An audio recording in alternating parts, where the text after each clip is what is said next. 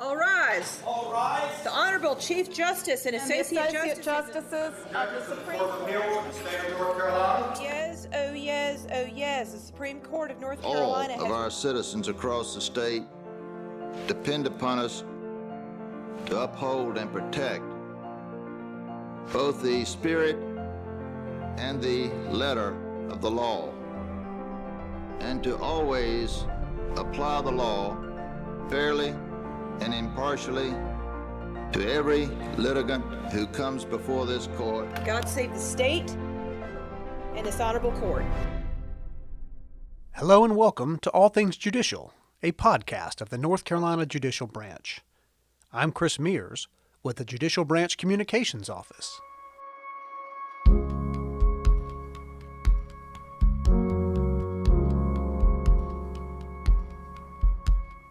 In this episode, we listen to a 2002 interview with former United States Senator Robert B. Morgan. Before serving in the U.S. Senate, Senator Morgan was a practicing attorney, a professor at Wake Forest Law School, clerk of court in Harnett County, president pro tem of the North Carolina State Senate, and North Carolina Attorney General.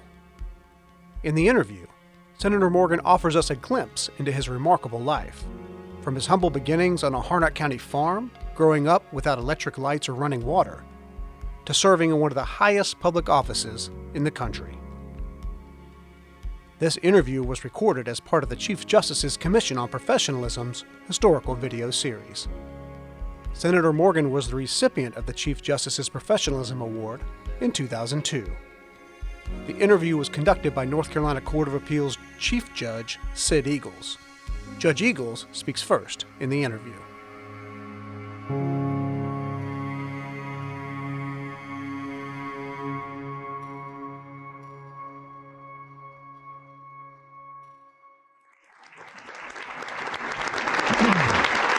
Senator Morgan, today you received the Chief Justice's Award for Professionalism. That's the highest professionalism award for lawyers in North Carolina. Perhaps you could talk to us today a little bit about how it is that you came to be a lawyer and the great accomplishments that you've made. I am honored to receive this award. There is no award that I could ever covet or think of that would be more meaningful to me than the award of professionalism in my chosen field, the law. I told someone, though, that when Mel Wright advised me of it, the first I ever thought that ran through my mind was times that I had sort of shown myself before some judge or some lawyer, but I decided that most of those that I did that before, I have outlived them. So, but I really am honored. I really don't know what caused me to study law, except as a high school student, I had an interest in it, and a number of times I went down to the county courthouse and watched trials. And in those days, you remember the courthouse was always packed and jammed because there was no such thing as court TV. As a matter of fact, there was no TV at all. And I guess that's where I got my interest, but it wasn't from any lawyer because I never knew a lawyer. I had never talked to a lawyer when I became a lawyer, other than professors, except on one occasion when I went with my father to a law office just for a matter of business. But somehow or another, I came to it, and I can't tell you, but it has been my interest from the day I entered it. Senator, did you grow up in Harnett County? I grew up on Route 1, Lillington, where I still live. Of course, they call it Bush Creek now. Right. But I've never lived anywhere else but there. And I grew up on a tobacco farm, a cotton farm, and stayed there, of course, until I graduated from high school, and then lived at the home place. Story I like to tell because most of you young people don't know it. I was born in the home place just north of Lillington, where there was no electric lights, no running water, and the next door neighbor held a lamp while I was born. I can't imagine a baby being born now when they had to heat the water on a wooden stove, but that's where I've always lived and still live there. Now, when you went to college, where did you go? I went to East Atese East Carolina Teachers College at Greenville, and there was about 1,050 students, and about 50 of them were boys. But let me mention one of the things why I went to East Carolina was because I couldn't afford to go to Campbell, which was right in our backyard. Campbell was a private institution, and they had to get the money the best they could. But my room, board, books, tuition, and everything at East Atisa was $300 a year. And that's what enabled me to go to college. And you graduated from East Carolina about when? In 1947, you see, I was drafted in fall of 43 and didn't come back until the fall of 46. And you served in the military during that time? Yes, I served in the Navy. And another interesting thing that young people don't understand, there weren't enough college graduates in this country in World War II to fill the officers' corps. They had to send young people to college to give them enough background to become an officer. I was one of those. They sent me to the Navy B-12 program over at the University of North Carolina. They may not want me to tell that, but that's where I went. And then after that, I went to Northwestern Midshipman School. When did you decide to go to law school? When I came back and graduated from East Carolina in 1947, and I made up my mind that law was what I wanted to be a part of. Senator, you've held a number of positions in the course of your career. You were elected to be the clerk of Superior Court in Harnett County. You were elected a state senator from Harnett County. You were selected as an East Carolina University trustee and were ultimately chairman. You were Attorney General of North Carolina. You were a United States Senator from North Carolina. And indeed, I almost forgot about it, but you were after that Director of the State Bureau of Investigation. It sounds like I haven't been able to hold a job very long, doesn't it? It does sound that way, except I know you've been at it a long time. And tell me what it is about public service that intrigued you. I don't really know, except I have a strong feeling for people because I know the plight of people that are disadvantaged, and I know the things that we can do. And you got to remember too that my father was a big Roosevelt supporter, and you couldn't be around him without being interested in public life. But an interesting thing is Mr. Baggett from Lillington came up to see me at Wake Forest. The governor had just appointed the clerk, Howard Godwin, to the bench in March. And, of course, that left a vacancy in the clerk's office. And one of the older clerks wanted to come back, and some of the local people didn't want him. They asked me if I would come home and run for clerk of court, and if I would go see Judge Clausen Williams, who was the resident Superior Court judge, to see if he wouldn't appoint me for the short term, and then I would run in November. I hardly knew what the clerk of the court's office was about. But I went over to see Dr. Lake, the professor that all we students sort of admired and almost worshiped, and told him my plight. And he urged me to go home and run, but he also cautioned me. He said, "You most likely will not win." But he said, "You've been away from Harnett County for at least 7 or 8 years, and if the people ever knew who you were, they don't know you now. So I'd say go ahead and run and campaign all over the county, and if you get defeated, so what? You'll be ready to open a law office." Well, I did what he said, and this has always been interesting to me. I was young and frightened of judges, I went down to Sanford and visited with Judge Clausen Williams on a Saturday morning. That's when in those days, if you wanted to see the resident judge, you had to go on Saturday morning to see him. And he sat there and he listened to me very patiently. And when I got through, I thought he was going to be positive. He said, I'm not going to appoint you." And you can imagine how my feathers flopped right quick. But then he went on to explain. He said, "No, I'm not going to appoint you. you need to go on back and finish law school, and then if you want to be clerk, you run, because if I appoint you today and you enter that clerk's office, you most likely will never finish law school. And said, you'll stay there 2 or 3 terms, you'll get elected 2 or 3 terms, but just about the time when you get too old to do anything else, somebody will come along and run against you and say, well, new broom sweeps cleaner, and you'll be swept out of office, and that's where you'll be. And he was so right. But my feathers sure did flop when he said, I'm not going to appoint you. So that he didn't. And I ran that in the primary and ran in November and was elected and took office the first Monday in December 1950. Now, since that time, you held all these other offices, and indeed, throughout your entire professional career, you've been practicing law, except when you were barred by statute from doing it because you were clerk of Superior Court or when you were Attorney General. You've seen the practice of law 50 years ago, and you see the practice of law today. You still maintain a law practice. How did you enjoy the early law practice? Sid, I enjoyed it, and I think most of we older lawyers would say that we enjoyed it more back then than we do now, because it was a general practice. In the country, you represented the farm workers who were in trouble. You represented the railroads that came through your town, and you were friends with all of them. And there was nothing you couldn't do.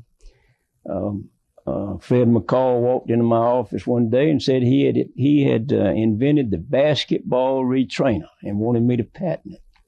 It didn't occur to me that I couldn't patent the thing, so I put on my hard heel shoes and I went to Washington, and first thing you know, I had it patented. I would no more take a patent case today than I would fly to the moon. But back in those days, you did everything. And the fun of it too was you know there was no such thing as appointed attorneys except in capital cases, and you went into court and you got a lot of experience. And also, if a person was charged with a serious crime, the family would come from all over the country, and they'd come in with enough money to pay you. But of course now you don't have that kind of criminal practice. Because most attorneys, especially in the serious cases, are appointed and paid by the state. So that eliminates practically the criminal field.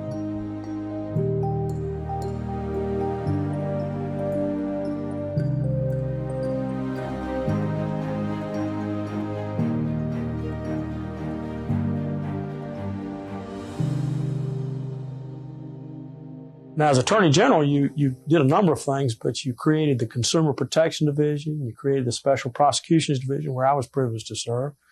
You created the Justice Academy. And there are a lot of other things, but is there any one particular accomplishment that stands out? No, I'm not sure that it's any one, but I worked with an awful lot of good people there. And what we were able to do, I attribute it to those I worked with. And I'll have to say, you are the Chief Judge of the Court of Appeals. Our Chief Justice, Beverly Lake, was in the law office. You remember Burley Mitchell, our Chief Justice that went out? We hired him right out of law school. But I'm proud of those. But, I guess in the long run, the thing that I enjoyed more was the consumer protection. And that came about for 2 reasons. Some of my lawyer friends will remember this. I was in the country. And, you'd have a lot of these fly-by-night people would come through, for instance, with a pickup and a paint sprayer on the back end.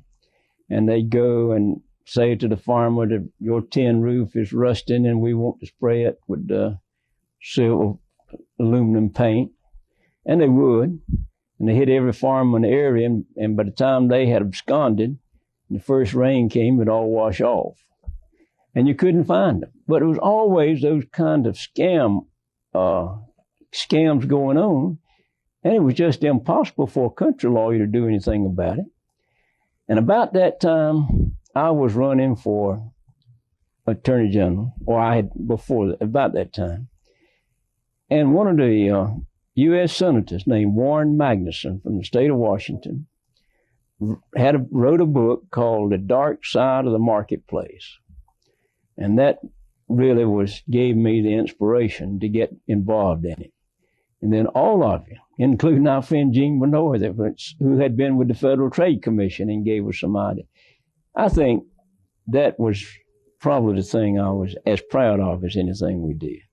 Now, in 1971, as I recall it, you were under some substantial friendly pressure from your various friends and supporters. Some of us wanted you to run for governor, and others of us wanted you to run for the United States Senate. You chose to run for the Senate. Do you have any thoughts about your choice and your reasons? No, I think we've really made the right decision, but let me go back a minute. You were one of the bunch of young Turks that were my advisors, urging me to run. Some of you were urging me to run for governor and some for the U.S. Senate. But now to make it clear, I never thought that I was competent to run either one, but we had gotten a lot of publicity from our consumer protection. We had intervened in utility rate cases. We had doubled the size of the SBI with Charlie Dunn the first 6 months we were in office. And I believe the Justice Academy had been created. Sid, let me digress a minute. I think the public ought to know that when you and I came in the Attorney General's office, there were absolutely no requirements to be a law enforcement officer. You could go down to the sheriff and say, I'd like a job as a deputy sheriff, and I can give you an exact example. And Sheriff Stewart told us, deputy that's still down there. I said, yeah, I think we could use you. Go back yonder and look in the box, and there's some old uniforms back there. See if you can find one that'll fit you. And this deputy said they did. And he didn't have a car, but they gave him a gun and a badge and told him to enforce the law. And he said, absolutely, there was no training. And there was nowhere to train him except places like Raleigh had a police academy. And I think maybe Wilson had one in Winston-Salem, but they didn't take local officers. And we set out to establish a set of minimum standards. As you said, one of our friends from Goldsboro introduced it in the legislature. And within the Attorney General's office, there was a standards commission that set up the standards and requirements for law enforcement officers. Well, then we had to have somewhere to train them. And the legislature wasn't about to give us that kind of money. About that time, junior colleges were closing all across the country, and Pineland College at Salemburg had closed. And Senator Jack Blanchard, who'd been in the state Senate, was the president of it, and he was a member of the family that owned it. And they were trying to give it away to anybody that would take it off of their hands. I went to Lee Bounds, and I think Lee Bounds deserves a lot of credit. Lee was the head knocker, the commissioner, I guess, of prisons at that time, whatever, maybe Secretary of Corrections now. And Lee was able to get a lot of money under the law enforcement bill that had been introduced under Lyndon Johnson. And he and I together were able to get enough federal grants to take that college, which Jack Blanchard was given to us, and start the Justice Academy. And that's one of the reasons. Sometimes law enforcement officers don't want to train with correctional officers, but they have, and I hope they always will, because had it not been for Lee Bounds at the correctional department, we'd probably have been a long time coming with academy. But that's some of the things that we did in law enforcement, and I was proud of it. Now, Senator, you've been mentor, role model, leader, model for so many people, but especially so many lawyers. Do you do it consciously? And if you do, why? I just like people, and I like to work with young people who appreciate it, and I hope I have been a mentor to a lot of them. And as I said, I do look around and see some of you who've been more successful than I have, and proud of the fact that I was able to work with all of you. What do you say to these students? I mean, I I don't recall anything particular you said to me. You were always there when I needed you, but what do you say to students and young lawyers who admire you and seek career advice? All I've ever tried to do, Sid, is work with them. And, you know, down at Campbell, I was an adjunct in the law school for about 12 or 13 years. I just like to work with young people and inspire them to do something with themselves. And it's not consciously, it's just, I guess it's my nature, I hope. You certainly lead by example, that's for sure. Are there any particular pitfalls that you would advise a young lawyer about today? Yes. I think one of the areas that we did fail in law school and probably do now, is time management and business management. I wouldn't point my finger at anybody, but I'd look around at lawyers' desk and say that, you know, out of my 52 years as a lawyer, I'm satisfied that I spent a total of 5 years looking for papers. But now with computers, there's no reason why lawyers can't be organized and they can't manage their time. I think we create more ill will amongst the public by not doing what we promised to do when we promised to do it. So I would say to young lawyers that and the two things that you ought to really do is learn to be a good business manager and a good time manager, and also to look after your money. I think the State Bar now is doing a great job with the trust funds. There's just no excuse for us mismanaging our trust funds now. Those are good bits of advice. What do you say to the public when you hear criticisms of the profession? It depends a little bit on what the criticism is, but I defended the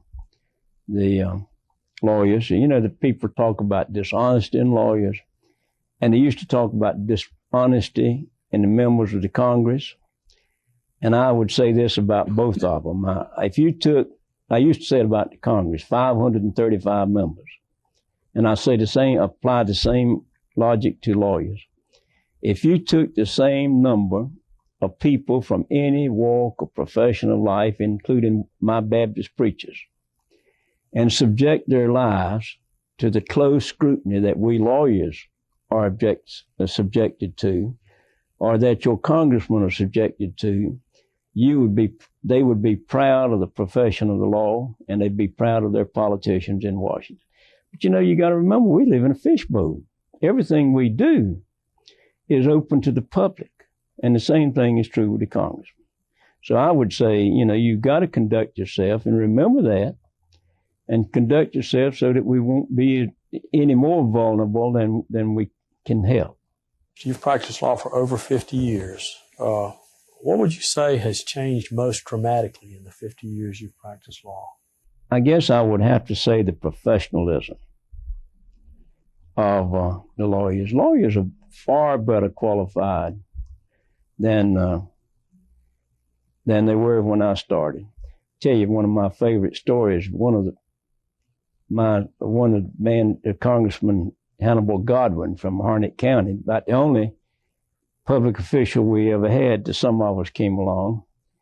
When he came back from Congress to practice law, he went down to Mr. Wilson's office, who was the father of Duncan Wilson, one of the local lawyers, to borrow a book. And he looked on the bookshelf behind him, and there weren't 3 or 4 books there.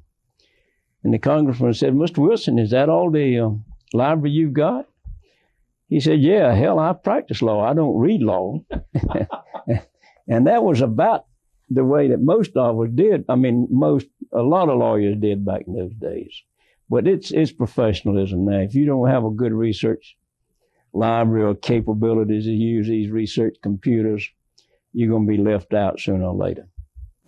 There's the phrase that the more things change, the more they stay the same. Are there constants in the law from now as it was 50 years ago? Oh, yes, I think so. You know, the law itself, the basic fundamental laws have not changed. The procedure has from time to time. And the problems that we deal with are basically the same. And I think sometimes how terrible we were. When I was clerk of the court, you know, the clerk issued the warrants. You didn't have to go to a magistrate. And it was a routine thing that some woman would come in and swear out a warrant for her husband for whipping him or beating him. And about 3 days later, she'd come in and want to take it up. Now, you and I know what was happening. He probably was threatening to beat her again or abuse her again. There was hardly any, there was no talk about abusive women and abusive children.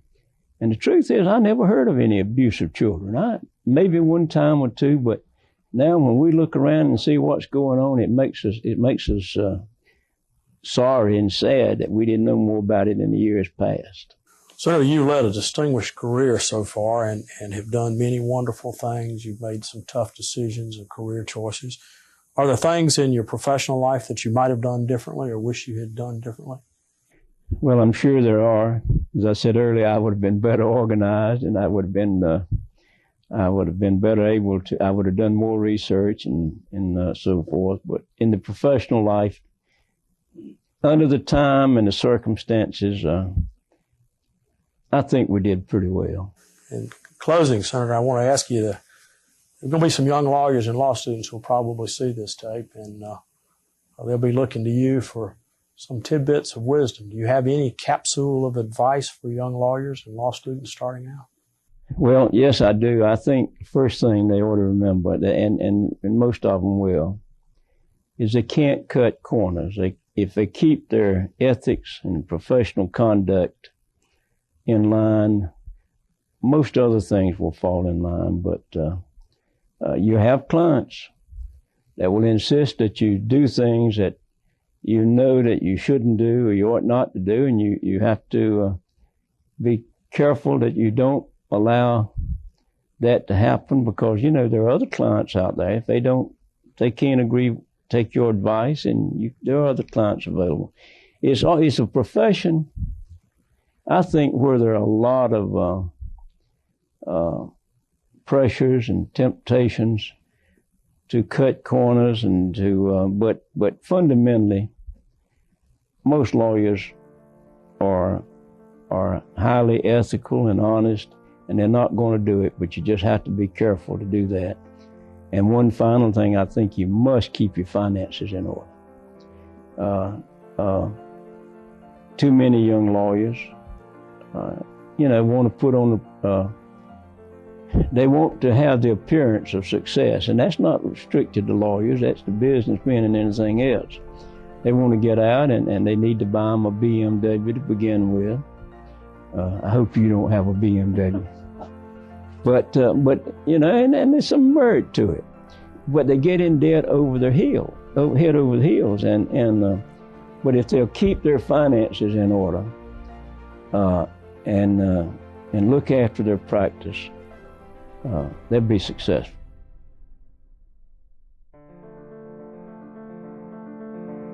You've been listening to All Things Judicial, a podcast from the North Carolina Judicial Branch. You can find out more about the Judicial Branch by visiting nccourts.gov.